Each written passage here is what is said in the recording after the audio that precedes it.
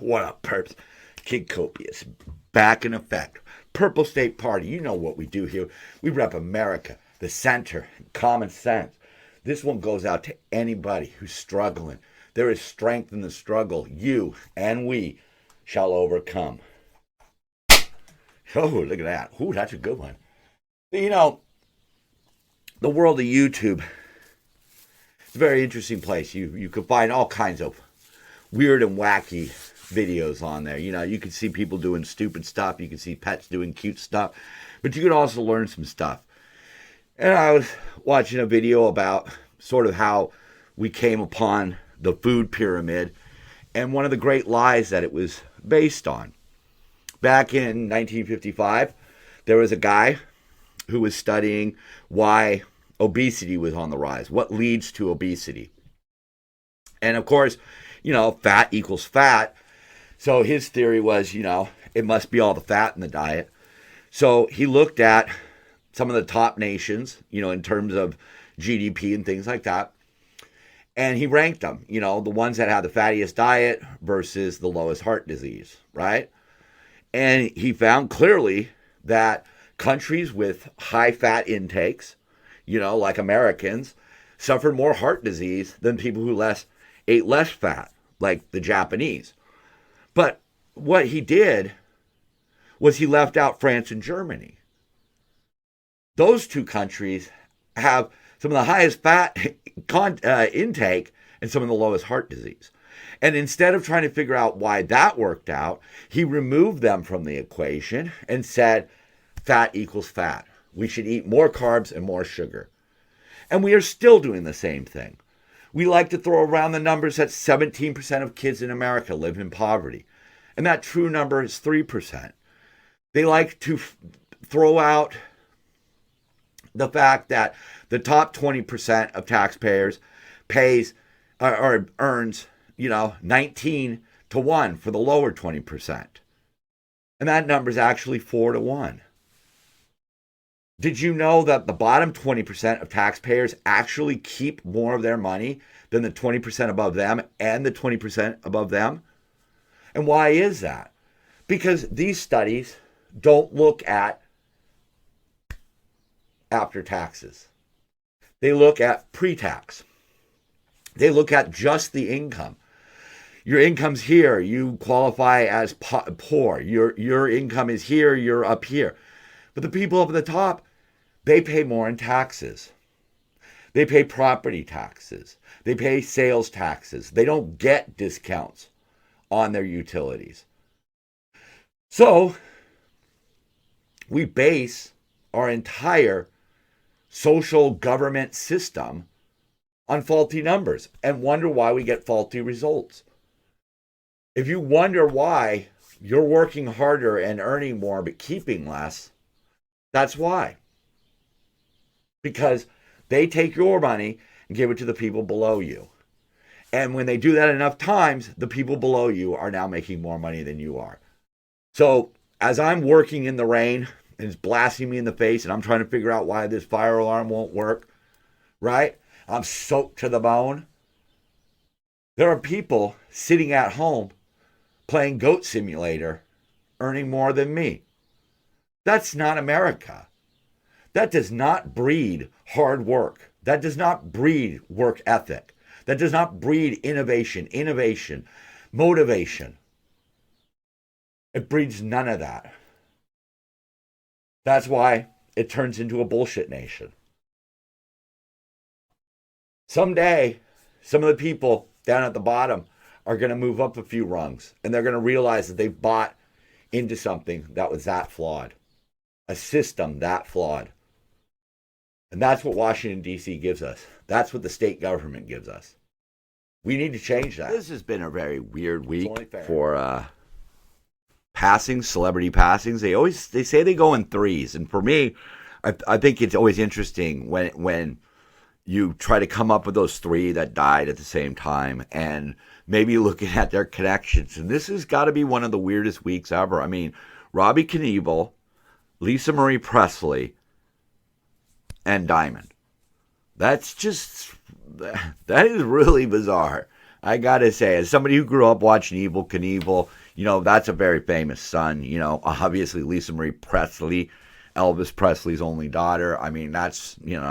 And Diamond and Silk. I mean, I don't know who blew up more in the last several years. Two sassy black women siding with Trump. I believe in what they were doing. I think you need to stand your ground. And that was interesting.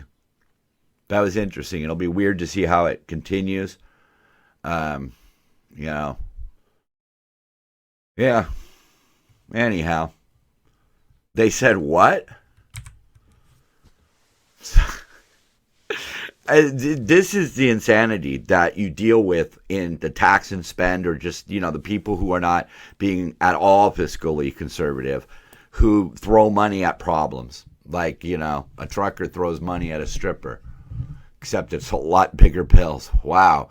From 98 billion surplus into a deficit in a single year. And he wants to shell out another like 700 million or something like that in reparations. It's just nutty. And then this guy I hope people understand that people like Gavin, spoiled, entitled, elitist, who don't really give a shit about the common people, and he assumes he's going to be the president. Not he assumes he's going to run. He assumes he's going to be the president. That's how arrogant he and his backers are. And that's some dangerous stuff right there. That's a lot of money. What is that, like $120 billion swing in 1 year? Joe Behar says Biden deserves benefit of the doubt, but Trump doesn't. Who the fuck cares either way, really? I mean, Trump put up a little bit of a fight, whatever. I can see why. For Trump to claim that he spent 6 years under a witch hunt, that ain't a lie, folks. Whether you like the guy or not, it was a witch hunt. And so, yeah, he put up some resistance. But either way, who gives a shit? Who cares? Do these documents affect my life or your life? Nah, I highly doubt it. This is the kind of shit, though, that does affect our lives. CNN climate reporter falsely claims gas stoves as dangerous as parking a car indoor with engine running. I looked into it. A gas stove is, somewhere in the neighborhood of 30 parts per million. A car is roughly around 1,500. So you would last less than 20 minutes inside of a house if your car was idly inside your house. I mean, ventilation would play a part in it. Let's be fair. I mean, but the truth of the matter is that's a bald-faced lie. And the problem is that people hear that, they don't read any further. They don't read the rebuttal. And they go through life believing that gas stoves are as dangerous as cars inside of a building. Look, make change, progress, but do it with honest statistics and honesty overall. This guy's sitting here saying that they're paying influencers to cook on gas stoves. Oh, really? Okay. You're cooking with gas now was a deliberate campaign. Okay. All right. But it's not a car. It's efficient and it's easier to keep supplied than it is electricity. I'm sorry, but that's the truth. In California, we see it every summer. We use too much electricity and it can't keep up. That's unacceptable if you're saying the way forward is going to be electricity, but currently we can't make enough electricity. Yeah, see, here's another one. AOC thinks gas stoves cause brain damage, but it still uses one. Yeah, there's pictures out there. Look them up. There's one right here. Yeah, you can basically see that it's a gas range. I guess by the presence of the broiler at the bottom would be one. I know. I wish somebody would tell me in the comments, hey, that's just a drawer, but nobody seems to want to comment. But, again, they're going to pay the lie forward, so to speak. This is a great quote right here. A government that thinks it can control what stove you use is a government with too much power. New York, San Jose, they're already doing it. Okay? There's already governments out there that are banning gas stoves. I just use a gas lighter. Gas is a pretty efficient thing. It's pretty easy to deliver. It's pretty easy to store. Batteries, solar power, wind. Come on, folks. Congratulations to Gavin Newsom on a historic three-peat. California led the nation in one-way U-Haul rentals a third straight year. Yeah. And it's not just the politics. It's the result of the politics. I always say that a goal without a plan is just a dream. And California dreaming. California dreaming. That's what it is. And look what it leads to. I recently said goodbye to another person, a friend, a colleague, moving because you're not going to make it here. You're not going to make it here. If you are willing to live at a subprime lifestyle and basically, like live in a trailer or live in a crappy apartment that you share with 5 other assholes, then you can do it. If you're rich, sure, you could pull it off. But if you try to be in the middle, you're going to lose. And, the problem is that right now the liberals are appealing to the young people. But I truly feel bad for the young people when they get to their future and realize how much it costs here.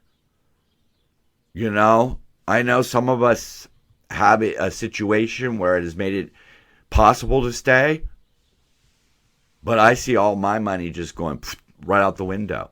I have to decide, am I going to turn on the heater today? And it's cold as frick in here. It's like an icebox in here. California's a state of freedom, says man who locked everyone in their homes for 2 years.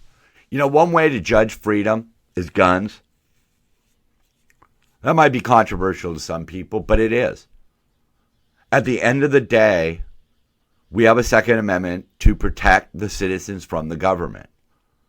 If you are on the side of taking the guns away versus on the side of allowing people to keep their guns, it's very telling as to how you view the initial intent of the Second Amendment.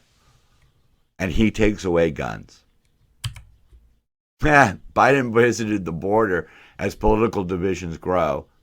Yeah, this is in here because of that one right there. Republicans try to label him as soft on border security. I'm not really sure how you could try. He's done a great job of it himself. Ooh, I had a stroke. Oh, look, more pictures of the same thing. Oh, okay. All of a sudden, there we go. I've been to the border. Yeah. Again, it's purposely, willfully leaving out portions of the story. If he doesn't see it, it didn't happen. There you go. That's your average. I mean, $50,000 a month. Okay, it's not great. It's certainly not secure, but it's sustainable. I guess it was sustainable because we didn't see the sort of shipping of migrants around the country that we do now, and that's 3 times. That's almost 4 times the amount of immigrants coming through. And that strains every resource. I mean, hell, even Colorado was strained. Chicago, New York, come on. We're not asking for, an airtight border where 0 people can come in. What we're asking for is something other than chaos. Biden declares the southern border as secure as American elections. Yeah. I think we're starting to find, whether you want to blame one side or the other, I think you're starting to find that election integrity is really in the toilet. Nicholas Wildstar, this guy, bless him, man. You know, he tries to run, he tries to make a difference, but he brings up a great point right here. A good segue. Hey, idiotic California voters, next time you hear about there's a drought crisis, remember that Gavin Newsom or any of your supposed leaders are doing anything to preserve all this water. Driving around town, I see it. I go through the city. I see all of the washes. I see all of the that they use to divert water, full of water. And I know where it all ends up, back in the Pacific Ocean. Well, you know, we don't want to deny the fish their water, right? Back in 2011, California passed a proposition to put $7 billion into a new reservoir. That reservoir has not been built. Environmentalists give the government money that they can then spend themselves on their campaign. Imagine what a campaign is. You know, remember, a campaign is a giant party for the most part. You know, it's blowing money on vanity. So that's the reality of it. But we still don't have our reservoir. They started and then it got stopped. It's tied up in regulations. When you're trying to be better about nature and all of these kinds of things that go into California regulations, I don't have a problem with it. But I have a problem with the cost. I have a problem with the inflexibility. We need a reservoir. Build a fucking reservoir. It's that simple. Anything else that happens along the way, that's not as important as the reservoir. Okay? As long as you aren't screwing somebody out of their rights, build the fucking reservoir. Sometimes common sense comes up and nobody listens. New York grocer's simple fix for serial shoplifters. Allowing small offenses to add up to major ones. And like they said, they don't want to put people in jail. But if they're going to keep doing it and the total is going to grow to over $1,000, yeah, that's a solution. That is a solution. The harm on harm doctrine, to target serial thieves and to dedicate officers to it. That affects everyone. Whether or not you own the shop, the more that gets stolen, the more you will have to pay. Sure, you could go somewhere else, but will that be as convenient? And here's another great one. New York City again. They're turning into San Francisco quickly. They're throwing out the cold food that's given to them. These are the illegal immigrants, the illegals that have come in here. And they're using pressure cookers and hot plates and kitchen items inside of these hotels. And you'd be alarmed at, there's a fire alarm that went off. You'd be alarmed at where these places are. These aren't cheap, crappy little chain motels or whatever. No, these are expensive hotels. $400 to $500 a night. 4 emergency shelters. The Stewart, the Row, the Walcott, the Watson. None of those sound cheap. But they won't reveal the cost. So we're adding it up here. All of these hotels have 27, all total 2,700 rooms. All 4 are turning around migrants saying every room is full. So that adds up to $1 million to $1.3 million a day. $365 million to $500 million a year. And we don't even know what they're spending on food and all the other things they're spending money on. But what we do know is Adams asked for $1 billion for New York City to take care of migrants from the southern border. But he won't reveal how much it's costing. How much are we willing to pay? That's really the question. Biden's strategy, every city and state for themselves. He's flying them all over the place. Colorado gets him a ticket to New York. El Paso buses him to Chicago. Immigration is great. Chaos is not. This is chaos.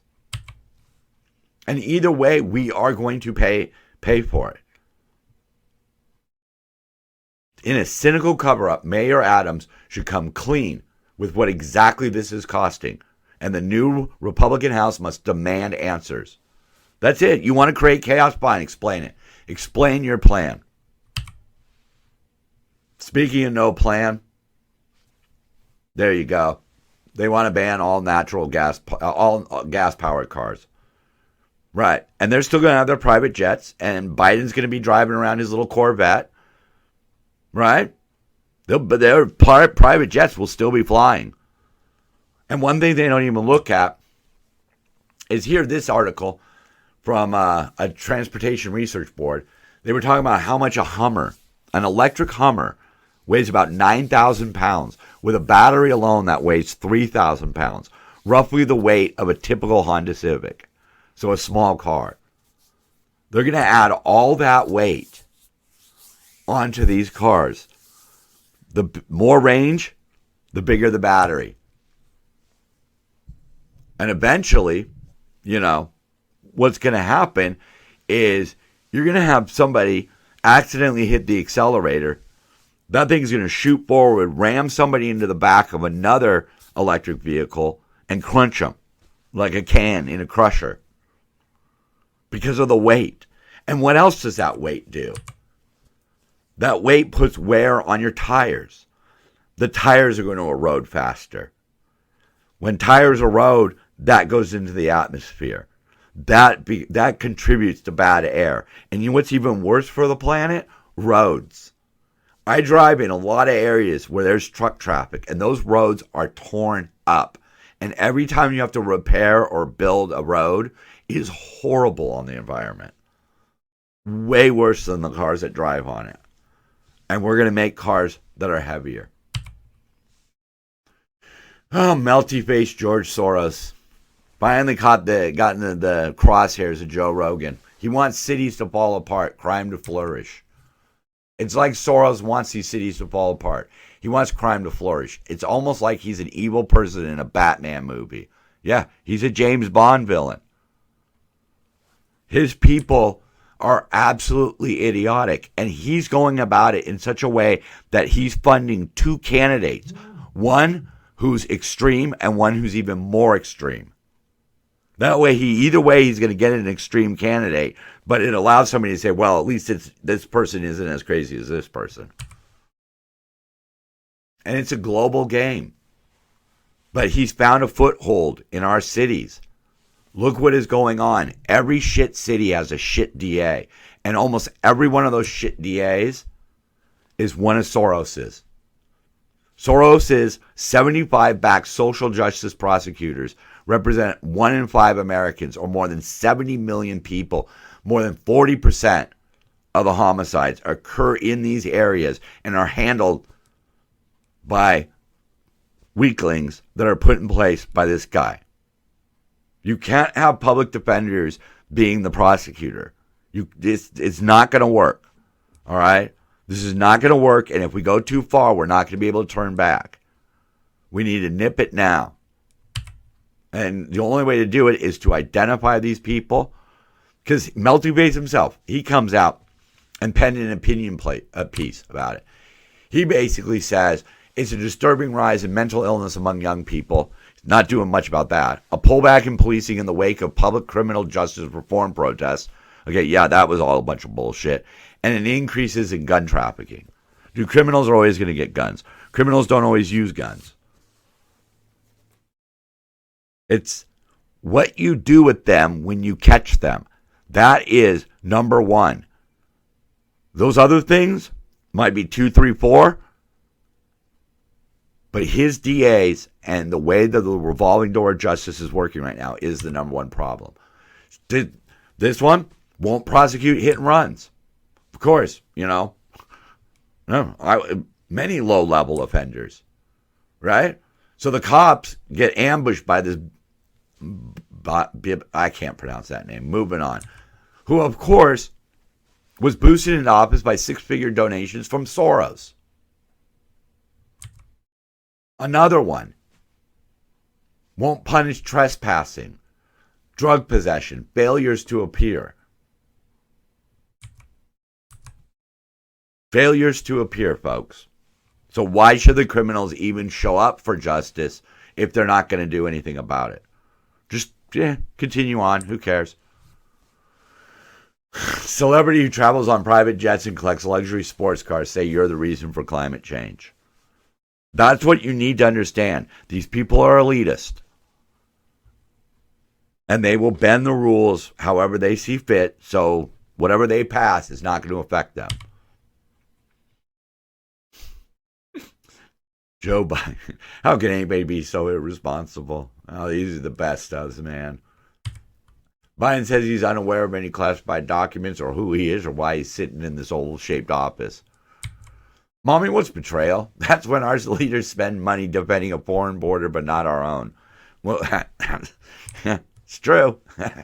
Another stash of classified documents discovered during Biden's colonoscopy. Pfizer reportedly working on vaccine to counteract gas stove emissions. Oh, be a savage. Doctor finally admits best treatment for flu is just Price is Right and crackers. Oh, man. That takes me back. Because if I was watching Price is Right, that meant I was staying home from school. After hearing its dangerous hazard that's killed millions, Biden proposes ban on fire. Well, not far off. I mean, until your electricity starts an electrical fire. Oh, God, electrical vehicles, man. Can you imagine what's going to happen when there's more of them? Department of Justice indicts Trump for Biden's possession of classified documents. Hey, you might like it because you hate Trump and you love the Democrats, but this is not a good system, folks. This is a corrupt, elitist society that has now determined that there's only going to be one side, and it's going to be theirs. Oppressed Iranian women finally feeling there's hope thanks to all female M&Ms. Man, why does all M&Ms always have to end up being political? I don't freaking get it at all. I still believe everything they say. They've been wrong about literally everything so far. I still believe everything they say. Yeah, it is kind of funny how they've been wrong about everything, and yet we still go along with it. We really do. I mean, one reason why I had doubts about the paper ballot election, why I had doubts about the vid, why I have doubts about climate change, is because I've seen so many things that have been wrong. I've seen so many times where we've said, oh, you should do this and not that. Look how quickly something that was supposed to be safe and a replacement for cigarettes, look how quickly it just sucked in all the kids. Look at the rise in that. Look at what's going on with vaping. They were wrong. It wasn't better. Maybe it might be, you could argue, better for you, but nicotine is still a poison. We need to challenge what's being said. We need to look at statistics and then look at how they got those statistics. The problem is too many people just believe the numbers. Well, my number is 150. Been 150 episodes. Still going strong. Personally, the channel could really use your help. So, hey, a like, a comment. So I think it could be summed up pretty clearly with a couple questions. One, when was the last time we had a gasoline outage? Or propane, kerosene, something like that. When did we have that outage? When was the last time you had a natural gas outage? Now compare that to the last time you had, let's say, a solar outage, or a windmill outage, or an electrical outage. That's the problem. Electricity is not reliable. We've had plenty of blackouts across this country, but the gas was still on. You could still heat. You could still cook. Electricity, batteries. Batteries are one of the most unreliable power sources we have out there.